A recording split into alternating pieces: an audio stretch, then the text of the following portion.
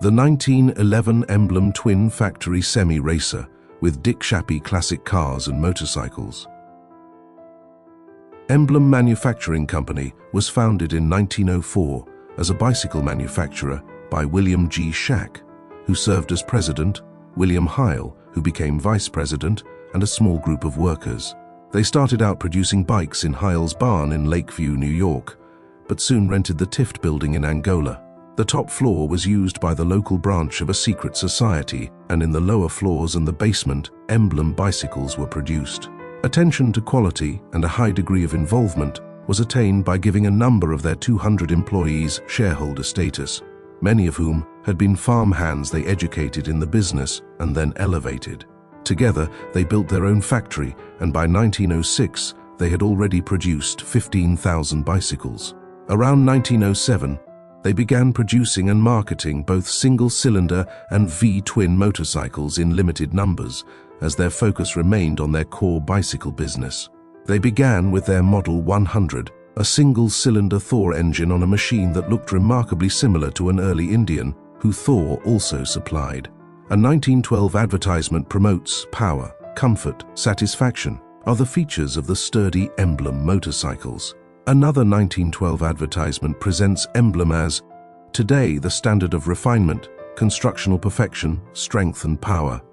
A machine which sells because of its superior merits and gives satisfaction because it is made right.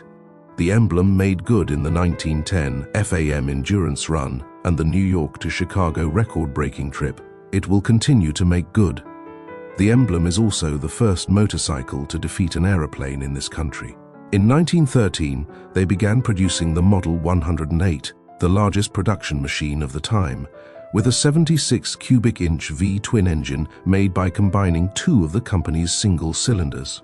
By 1915, Shack decided to focus on the motorcycle export market, soon sending bikes as far as China, England, Australia, Japan, Scandinavia, and the Netherlands. According to the Classic and Antique Bicycle Exchange, at one time, production reached 125 to 150 bicycles a day and 25 motorcycles per week. After 1917, Shack focused on exporting and just one motorcycle model, the lightweight Model 106 Little Giant with 500 and 32 cc's, available in single or three-speed, and produced 1,000 of them that year, according to Motorcycle and Bicycle Illustrated. Exporting of the Little Giants continued until 1923, though it is unclear just when in the mid to late 1920s, around 1925, that motorcycle production ceased. The company was highly prosperous throughout the 1920s, but struggled through the Great Depression, finally succumbing to economic pressures in the early 1940s. Emblem motorcycles would be remembered as high quality and pioneering, having even manufactured a four-seat bike, and for their racing records. Emblem's race team, though operating stripped stock machines rather than specifically engineered racing motorcycles, produced a few notable accomplishments. Led by the talented Lee S. Taylor, they achieved a record 35-hour run between New York and Chicago in 1910. By Maurice E. Gale and Taylor set the 100-mile record in 1912 for a belt-driven single, averaging 48.7 miles per hour.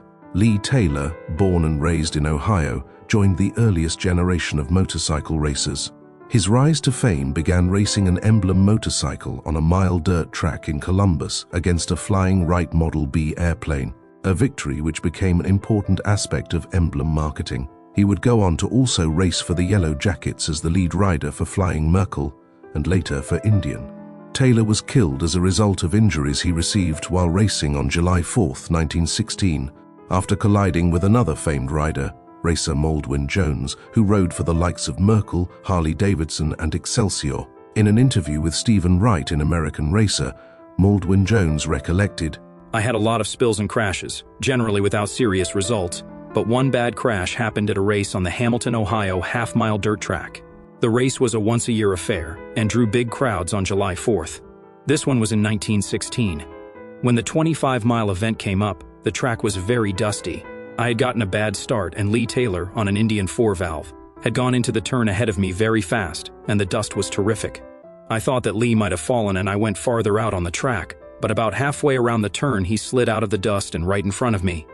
It was impossible to miss him, and my countershaft cut deep into his leg.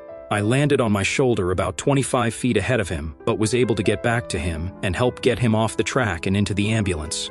On account of the hot weather and no refrigeration, gangrene set in and his leg was amputated. In spite of this, Lee died about a week later. It was quite a shock to everyone who knew him, and especially to me, as we'd been friends for a long time. Lee Taylor's obituary in Motorcycle Illustrated concludes, Taylor succumbs after operation on leg, Hamilton, Ohio.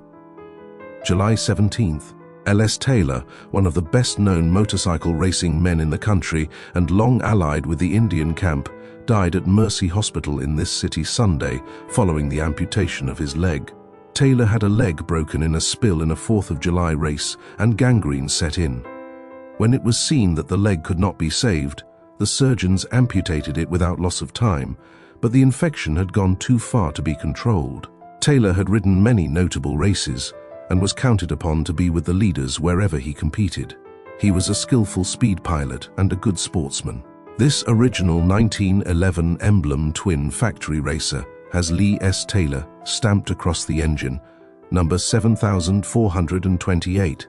A belt-driven V-twin, Emblem catalogued these machines as semi-racers because they were basically stock motors that were tuned and fitted to short-coupled racing frames. We believe this bike to be the same model pictured with Lee Taylor, who along with his teammate George Evans, made a clean sweep at the 1911 Springfield, Ohio Labor Day meet, winning every event they entered. Photo courtesy of the American Motorcycle by Stephen Wright, Volume 1.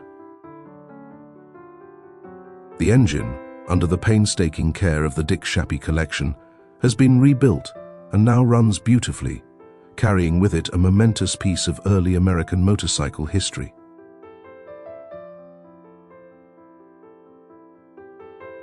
Read about this motorcycle and the stories of other antique bikes at dsclassics.com.